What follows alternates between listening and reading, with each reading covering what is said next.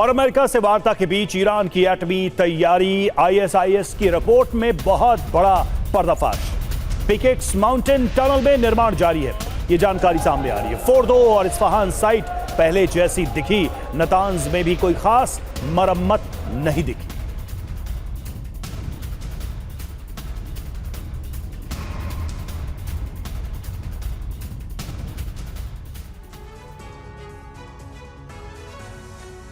तो ये है मुश्तबा का मिशन पिकैक्स। पर्दाफाश क्या है? पिकैक्स माउंटेन टनल के पास निर्माण का काम जारी है। ईरानी परमाणु ठिकानों में तेजी से बदलाव नजर आ रहा है। बहुत कुछ यहां पर हो रहा है और हलचल बढ़ती नजर आ रही है। 26 जून के बाद की तस्वीरों के आधार पर बहुत बड़ा दावा सामने आया है। Institute for science and international security की रिपोर्ट आई है। पिकैक्स माउंटेन पर अमेरिका इजराइल की भी पैनी नजर है। कुछ सवालों पर भी एक नजर। क्या एक बार फिर परमाणु कार्यक्रम को बढ़ा रहा है ईरान?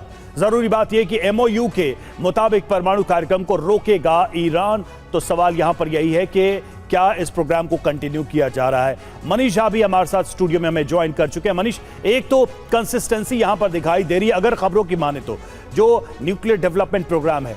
लेकिन हम बात कर रहे थे अभी थोड़ी देर पहले अली खामनेई की। अली खामनेई जब तक जिंदा रहे तब तक युद्ध जैसी स्थिति तो नहीं ही दिखी थी। मनीष, क्या यह माना जाए या ये कह सकते हैं कि अली खामनेई का नेतृत्व कम से कम अमेरिका से सीधे जंग के टकराव की जगह एक शांति का काल था, उनके जाते ही ईरान युद्ध में कूद पड़ा? इसमें कोई दो राय नहीं कि ईरान के सुप्रीम लीडर रहे अयतुल्लाह अली खामनेई ने अपने कार्यकाल के दरमियान ये कोशिश की कि सीधी टकराहट कम ना हो, बल्कि कहा यह भी जाता है, जिसके बारे में खुद रूस के राष्ट्रपति पुतिन ने एक बार दावा किया था कि जब रूस ने ईरान से यह ऑफर किया कि चलिए हम और आप एक सिक्योरिटी अलायंस बनाते हैं, तो उस समय ईरान के सुप्रीम लीडर ने कहा कि इस तरह का कोई भी अलायंस ईरान और अमेरिका के बीच सीधी जंग को शुरू कर सकता है, इसलिए हमें इससे परहेज करना चाहिए।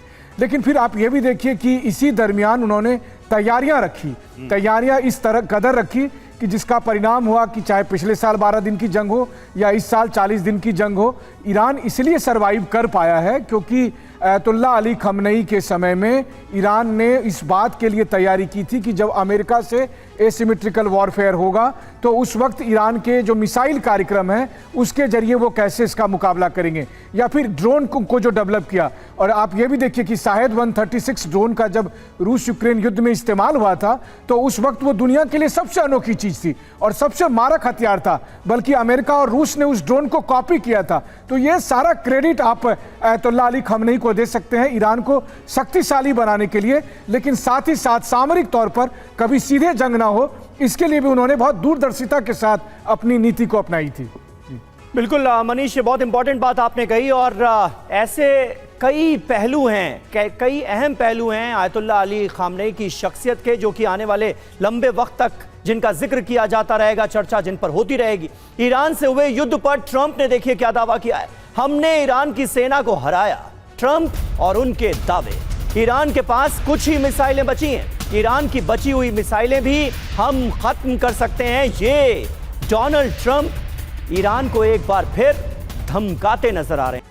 और ईरान के साथ वार्ता पर ट्रंप का दावा सामने आया। ज्यादातर अमेरिकी मांगों पर ईरान सहमत है, ये ट्रंप कह रहे हैं। अन्य की तुलना में ईरान संघर्ष छोटा, ये ट्रंप ने कहा। ईरान के साथ बातचीत पर हमारी नजर, ये ट्रंप का बयान।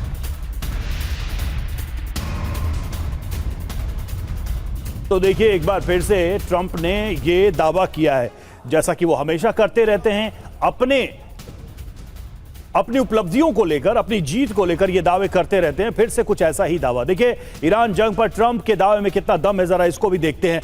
ट्रंप ने क्या कहा है ये देखिए। हमने ईरान की सेना को हराया, ये दावा किया। ईरान की ज्यादातर मिसाइलें तबाह कर दी, बची मिसाइलें भी हम खत्म कर सकते हैं। हमारी लगभग सभी बातों पर ईरान सहमत है। ईरान के परमाणु हथियार नहीं बनाने का ईरान ने वादा किया है।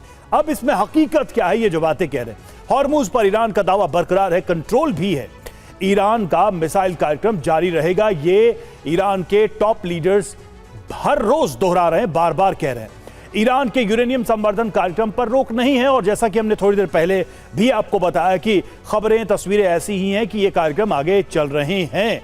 अब भारद्वाज सर, मतलब ट्रंप क्या करना चाहते हैं? कौन सी उपलब्धि हासिल करना चाहते हैं इन बयानों के जरिए। रियलिटी ये है कि हर वो बात जो ईरान ने कही, एमओयू के अगर लाइन बाय लाइन उसको देखने की कोशिश करें, हर वो बात जो ईरान चाहता था उसे अमेरिका ने माना, ट्रंप ने झुक के उसे स्वीकार किया। ये दावे जो कर रहे हैं इसकी क्या जरूरत है? दुनिया को क्या ये बेवकूफ समझते हैं, या फिर ये समझ रहे हैं कि झूठ बोलकर अपने लोगों को हम कन्विंस कर सकते हैं? जबकि ये पब्लिक डोमेन में साफ साफ खुला है, हर फ्रंट पर ईरान की शर्तों को ट्रंप ने माना है। देखिए रवि, हकीकत दो ही है कि समझौता कौन करना चाह रहा है। वो अमेरिका की तरफ से बार बार प्रस्ताव आ रहे हैं कि हमको नेगोशिएट करना है, वार्ता करनी है, पहली। दूसरी हकीकत ये भी है कि वो ट्रंप अपने लोगों को झूठ बोलकर बेसिकली जो मध्यावधि चुनाव है वो जीतना चाहते हैं। तीसरा जो खतरा जो ट्रंप को, अमेरिका को जो लग रहा है कि उनका जो एक वर्चस्व है, जो उनकी एक हेजेमनी है मिडिल ईस्ट में, वो कहीं ना कहीं उस पर एक बहुत बड़ा क्वेश्चन मार्क लग गया। जिस तरीके से ईरान ने अमेरिकन बेसिस को टारगेट किया, बहरीन है, कतर है, यूएई है, हर जगह टारगेट लेकिन किया। आज के युग में, आज के आधुनिक में ये सब बातें भला छुपती हैं क्या? मतलब सोशल मीडिया का जमाना है, मीडिया ओपन इतना है, अमेरिका के अंदर ही आप देखिए मीडिया कैसे फंक्शन करता है, ग्लोबल मीडिया है, सब कुछ पब्लिक आई में है, और इस तरह से ब्लैटेंट झूठ बोल के, मतलब ट्रंप की को या तो उनके एडवाइजर ऐसा बता रहे हैं, मतलब ये बातें अमेरिका के लोगों और दुनिया के सामने छुपेंगी क्या कि आप क्या शर्तें मान रहे हैं, कितनी जीत हासिल की, कितना नुकसान हुआ, आप कहां पर झुक गए ईरान के सामने? ये भला छुपाने की बात है या छुप सकता है क्या? नहीं, वो बिल्कुल पॉसिबल ही नहीं है। जिस तरीके से जो 14 फॉर्मूला पे जो एमओयू किया है उसमें कोई भी बात ऐसी नहीं है जो ईरान को जहां पर लग रहा है कि कहीं कंप्रोमाइज़ करना पड़ा। हॉर्मुज का इशू बिल्कुल बरकरार बना है। अगर नेवल ब्लॉकेड किसी ने हटाया, इकोनॉमिक ब्लॉकेड हटाने की बात कर रहा है तो अमेरिका विड्रॉ कर रहा है। इजराइल को अगर कोई थामने का कोशिश कर रहा है तो अमेरिका कर रहा है। हिजबुल्लाह को उसमें शामिल कर रहा है, अमेरिका कर रहा है। कई हर तरीके से कोशिश किया। एक उन्होंने कोशिश जरूर अमेरिका ने किया था कि बाकी जो मुस्लिम राष्ट्र हैं उनसे कहा था कि आप अब्राहम अकॉर्ड पर साइन कीजिए, उस पर भी वो किसी भी मिडिल ईस्ट कंट्री ने अमेरिका की बात को नहीं माना। तो कहीं से भी ये नहीं लग रहा कि अमेरिका को कहीं कोई कुछ हासिल हुआ। एक सिर्फ खamenei जो लीडरशिप है, एक लेवल पे आपने उनको एलिमिनेट किया, वो पार्शियल आप बिल्कुल सही बात है। यानी इस जंग को शुरू करने के पीछे जो मकसद थे वो पूरे हुए नहीं हैं, मोटिव्स कहीं से पूरे होते नजर भी नहीं आ रहे हैं भविष्य में। और उपलब्धियों की क्या बात की जाए, सिर्फ और सिर्फ अगर हासिल हुई तो वो है फजीहत अमेरिका को ईरान के साथ जंग में।